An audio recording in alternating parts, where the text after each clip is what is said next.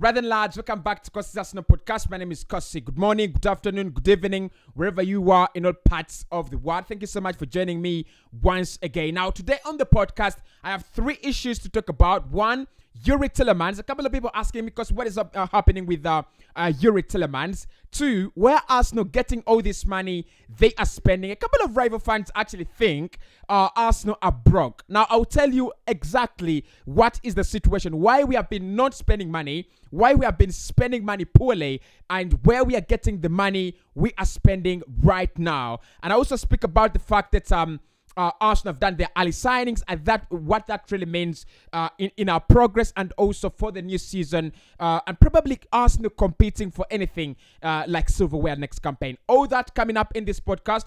Hit the like button. Let's get the video to 500 likes. Subscribe to the podcast as we are very close to 48,000 subscribers. I think we are 100 subscribers away. So if you're watching this video and you have not subscribed, just 100, and then we get to 48,000 subscribers. For now, let's get into the content. Now, I'll start off with the Yuri Tielemans saga because it's been a lot in my comments and on WhatsApp as well.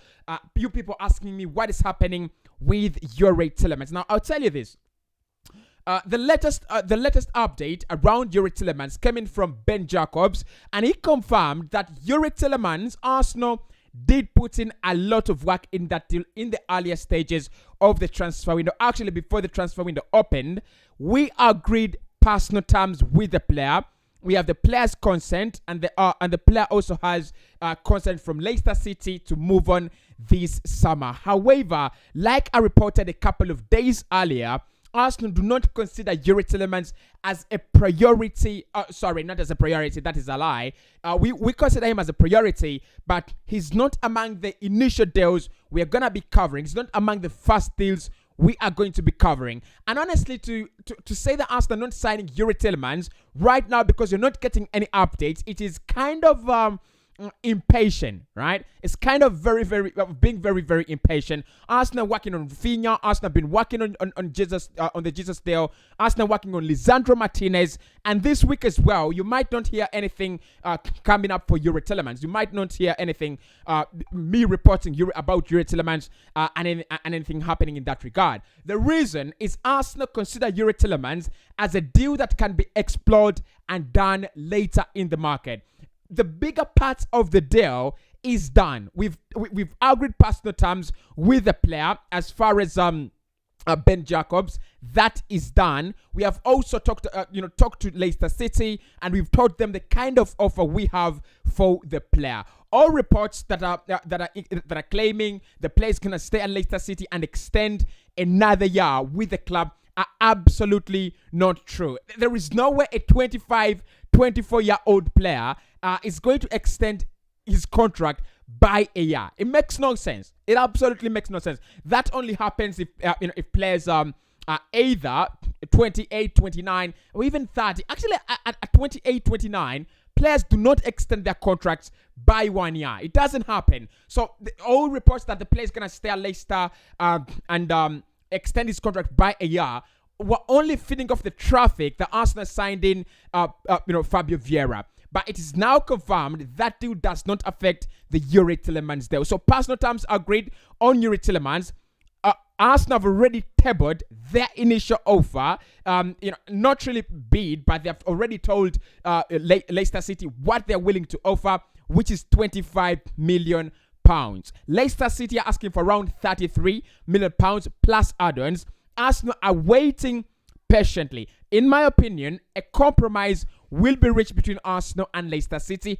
Probably not early enough in the window, because Arsenal do not consider this as a deal to put them under pressure. The amount of competition around Yuri Tielemans is not that huge. It's not compared to the amount of traffic and competition on Rafinha, and also on the amount of competition and traffic on Lisandro Martinez. So Edu, the transfer team, are working on these initial deals. They believe Yuri Tielemans as a priority for Arsenal, right? Listen, he's a priority for Arsenal. We want to bring him in this summer. A deal could happen anytime. It could happen tomorrow, as long as Leicester agree to a compromise. In my opinion, Leicester City know there is nothing for them in this deal. There is nothing for them to be holding on to the player in this deal. And actually, as this is a deal that gets better as time grows, rather than get difficult, right? Because look, this one is one of those deals where you're gonna have a couple of clubs coming for Yuri Tielemans, but they're not going to give you 40 million euros. They're not going to give you 45. Yeah, reports claim that Leicester City secretly believe or hope they can get a lot of money in this deal. It's not gonna happen. It's never gonna happen. They're not going to get 50 million pounds in Yuri Tielemans with 1 year left on his contract. He's a quality midfielder. He's a world-class midfielder, probably. He should be playing in the UEFA Champions League. But then you've got to ask yourself, until now, why don't we have firm offers for the player from other clubs? Why? Why is it Arsenal? And that's why Arsenal are reluctant. They know wherever happens, we will be signing our man and we will be getting our man. So Yuri Tielemans, guys, yes, personal terms are great. Yes, the player is our priority. But at the moment, Arsenal are not in a rush to sign him. Thank you. Now, people who believe that Arsenal do not have money, let's talk. Now, this is the reason as to why Arsenal didn't have money initially. If you look at all the clubs that have been spending money, Liverpool, Manchester United, and Chelsea, and Manchester City, what they've been doing is, one, they've been getting money from their owners, and two, they've been spending it right. Right? Now, let me answer this first and foremost. Arsenal in the past seasons have been spending money. They have been spending money, right? Let's get that right, and let's get it very, very clearly. They've been spending money. Nicola Pepe, 72 million. Thomas Partey, 45 million. Pierre-Emerick Aubameyang, around 60 million. Alexander Lacazette, around 45 million. Granit Xhaka, 30 million. Ban Leno, 10 million. Arsenal have been spending money, right? Arsenal, it is not like Arsenal in the past have been a club that doesn't spend money at all. We have been spending money, but this has been the problem. The Cronkies have not been spending money on us.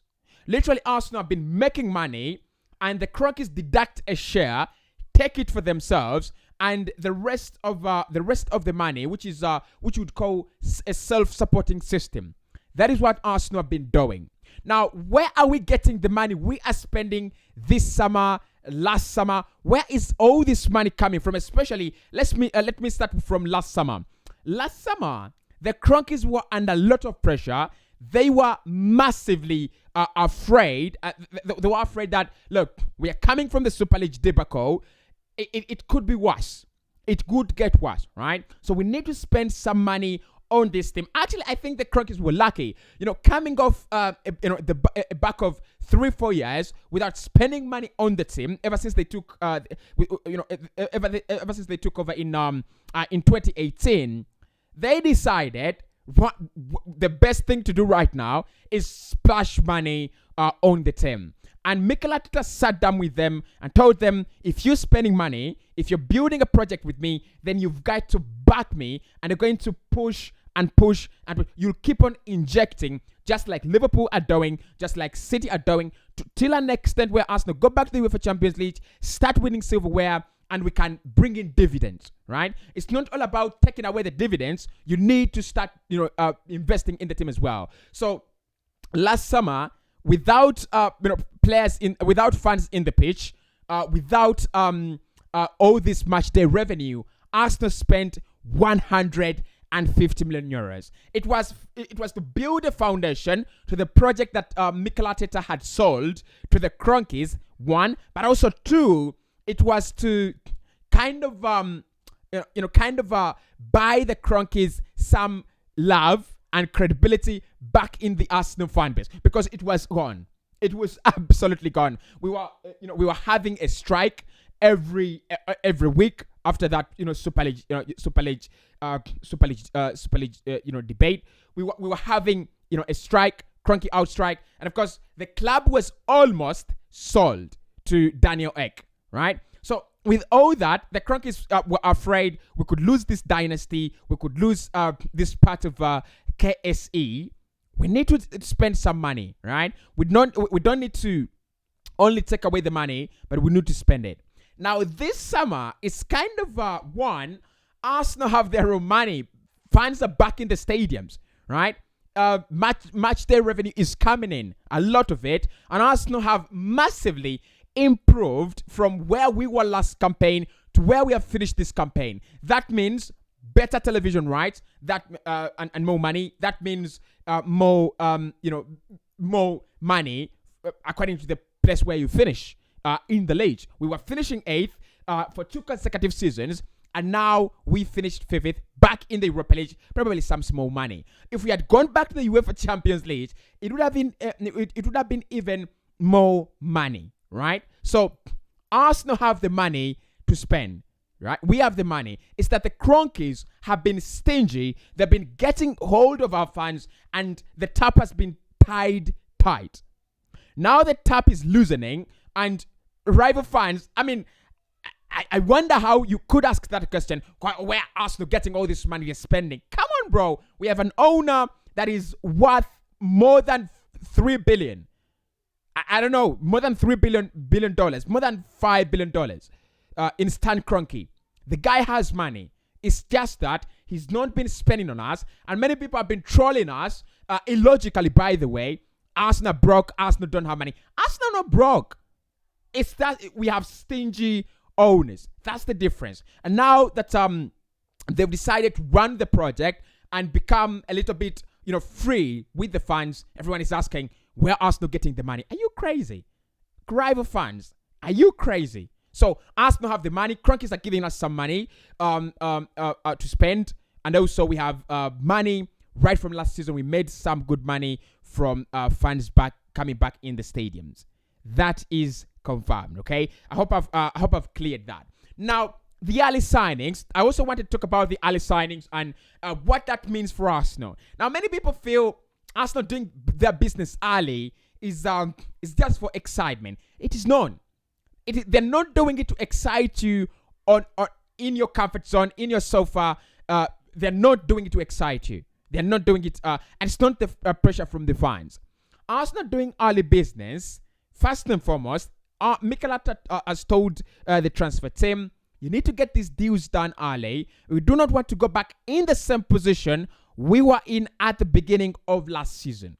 That is one of the reasons as to why you see Edu is multitasking, doing a lot of things at the same time. Rafinha, Gabriel Jesus, Lisandro Martinez completing Vieira within a week, within a week or less. Marquinhos as well. He's trying to get these deals done because you want to start a season in a strong position, right? The mentality at Arsenal at the moment is that we want to compete. We want to compete for whatever is available. Whether top 4, whether top 3, whether top 2, or the title, we will compete. And if you look at our City and Liverpool, one thing they've forgotten is how to start a season poorly. These are clubs that will go 10 games unbeaten at the beginning of the season. These are clubs that will go 15 games unbeaten at the end of the season. To cope with them, you have to take your chances. And your chances could be that you start well and you're among the top 2, top 3 in the first 10 games of the campaign, so that if Liverpool slip up or if Manchester City slip, you take the advantage, right? So, look, in my opinion, this is a sign that Arsenal are ready to compete for whatever there is next campaign. You need to start early because you are an underdog on the title race. You're an underdog. We have 18 underdogs in the Premier League for the Premier League title. There is no question about that. And as an underdog, if you want to change the story, if you want to change the script, you start early. You do not run at the pace of the champions in a marathon.